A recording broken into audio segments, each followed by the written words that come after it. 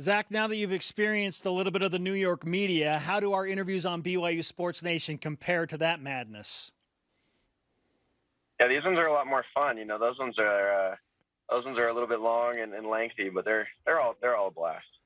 Yeah, there was like an awkward moment last week, right? But welcome to more awkward moments with New York media.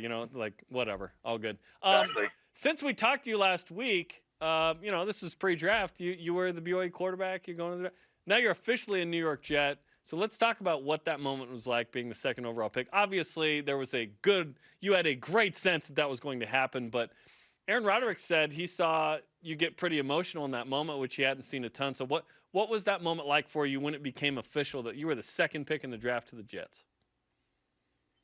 Well, I think it's so just surreal. I always kind of have those moments where I'm walking around throughout my day and I'm just like, geez, like this is crazy, to be in this position and everything that's going on in my life. And I feel like nothing's really changed, but then like I almost have to think back to like my kid self and how I used to look at somebody in this position and like how much bigger it is than how I look at it.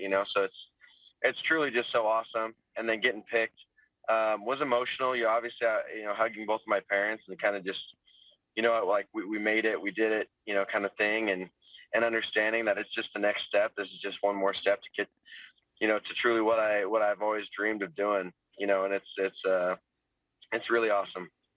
Zach Wilson with us on BYU Sports Nation. He has completed his path to the NFL draft and is now a member of the New York Jets. Walk us through the timeline of events following when the TV cameras went off on that Thursday night. What happened? Where did you go? How long were you there? And then when did you get back to Utah for a few short days?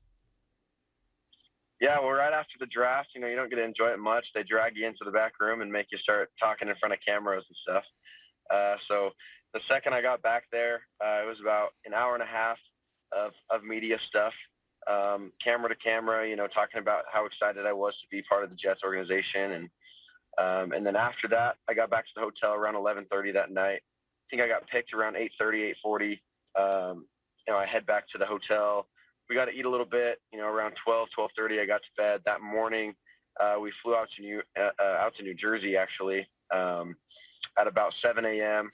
I spent time with the coaches. We got to check into the hotel. I took a little quick nap. And then right from there, we went to the facility. We got toured. We got to, go around. And then it was about 2 more hours of media stuff at their facility. And then we had a blast. We got to go back to the hotel, finally relax for the day. And then that night we went out to a nice steakhouse down in Morristown, the little town, close by to the facility, and had a blast there. And I got to watch the rest of the draft of that first round, see who else we picked. And then it was actually day 2 at that point. So I got to kind of see, some of those other guys we picked, and I was super pumped about it. So we were talking, yesterday on the show about what the Jets did to try and surround you. So obviously Elijah Vera Tucker was nice, right? A guard or tackle that can help protect you. And then, of course, Elijah Moore, receiver from Ole Miss, highly touted, and then Michael Carter from North Carolina. So what was it like to see the first 3 picks after you used on offensive players? Well, it's amazing. I was excited about it because these guys have a plan for me. They were all in on me from day one.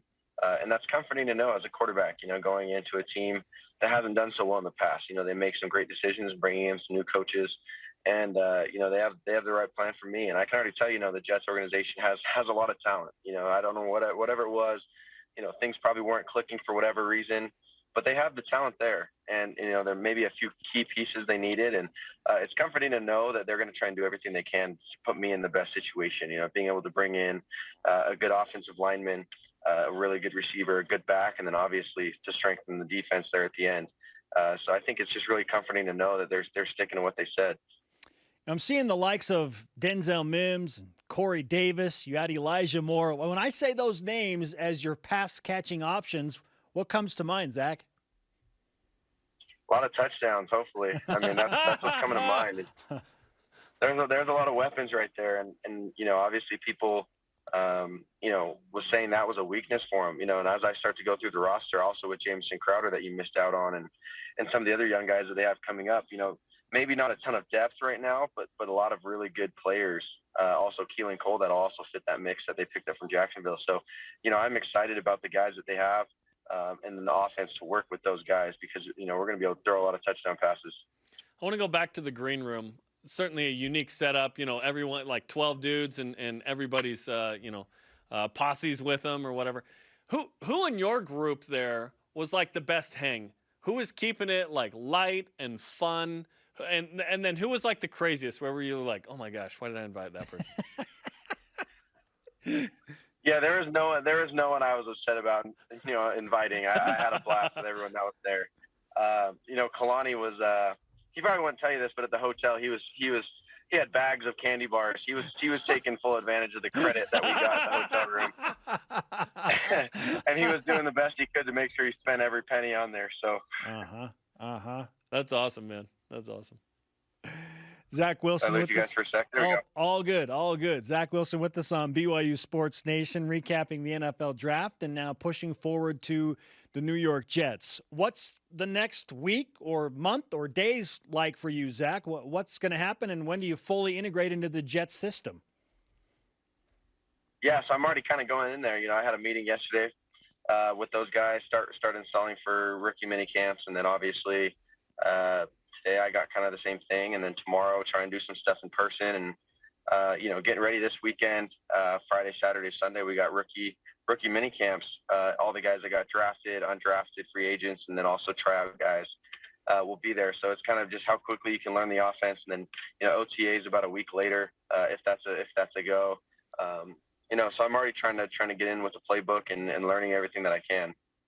This is certainly a new level, of course, but you became the youngest starting quarterback in BYU history.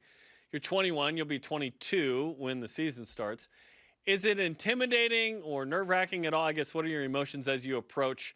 You're the face of the Jets, and you're the starting quarterback in the biggest TV market. Obviously, there's a lot of pressure that comes with that, but you handle that really well at BYU. So how are you approaching this new opportunity in that light?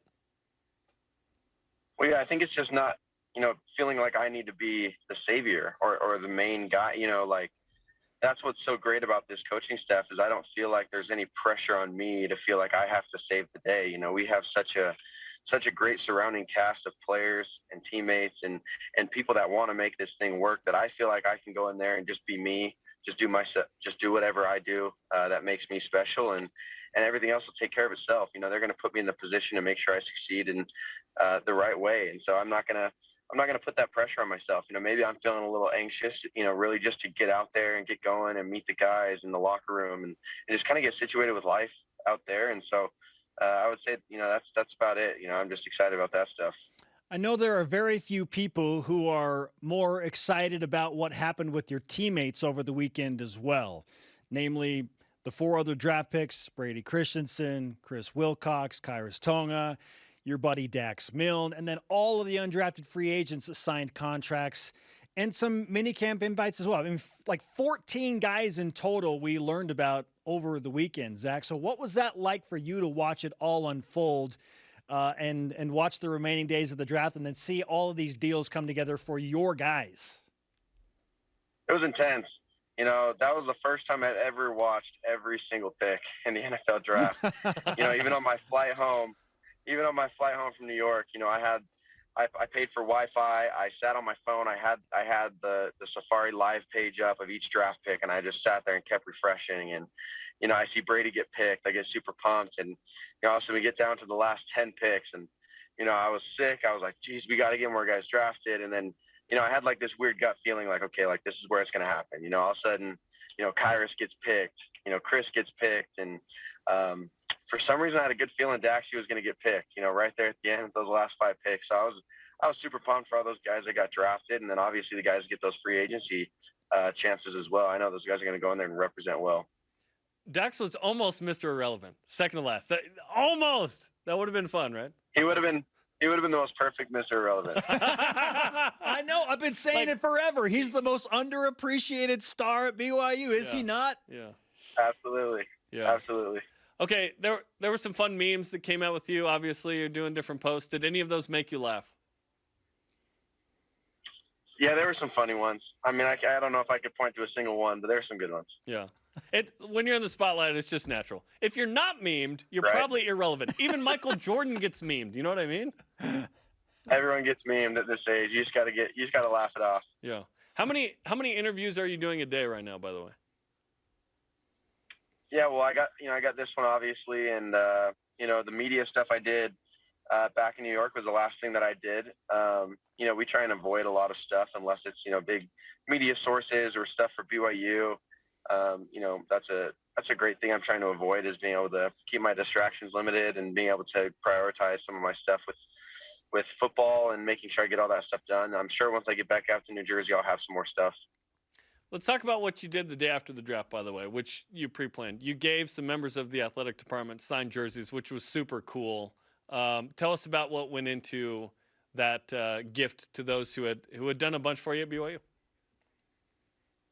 Yeah, it was awesome. Dave Almendola, someone on campus for us, one of our staff guys, helped me kind of organize the whole thing. And, and really, I was glad that we got to put it together, really just showing thanks to all those guys that helped support me and get me to this point in my life. And, it's a pretty cool accomplishment. And it's not just for me, it's for everybody. Everyone had a piece of this whole thing. And I just wanted to give thanks and show them how appreciative I am of them.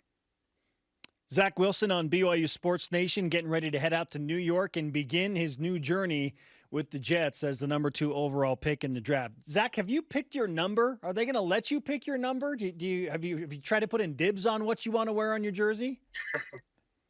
I haven't picked yet. I've been deciding between a couple, and they will let me pick. I think I might try and fill it out once I get out there and just see what's going on. Yeah, I was gonna say you may have to pay someone off, maybe, right? But you're the number 2 pick. Right. Yeah, and that's how it works at this level. If you want a number that someone else has, you may have to buy it off them. But yeah, speaking of, when are you gonna buy the Tesla? So I already put the money down for it. I mean, the cool thing about Tesla, It's only about $100. The deposit's only about $100 till they ship it out to you. I'm just gonna lease it, and it hasn't even gone to production yet. It hasn't even shipped out to anybody. It was supposed to come out in February, but nothing yet. So I haven't heard anything yet. I'll get a text eventually saying, hey, we've assigned you a car, a VIN number. It should be here in about a month. So I haven't heard anything yet. I'll try and do some deal with somebody out in New Jersey as far as getting a loaner car for a little bit, or I'll go get a rental car for a little bit till we figure that out. Just show up at some random, automotive place and just be like, hey, what's up? Can I borrow a car for a few months? See what happens. Who's this guy? Yeah, that wouldn't work well. I think it would work well, Zach. I think it would. Great stuff. Hey, Zach, before we let you go, I just kind of wanted to check in on how things have been handled within your family. What was the experience like for you with your mom and dad and all of your siblings to go through all that, and kind of give us a feeling of what that was like? Yeah. Well, Coach Fest was joking around because my little sister Sophie could care less. I mean, she was on TikTok playing on her phone. She was like, I don't even want to be here. Like, this sucks, She's just not old enough yet to realize how cool it was. But everyone else, we all had a blast, and it was a good time. It was just spending time with the family.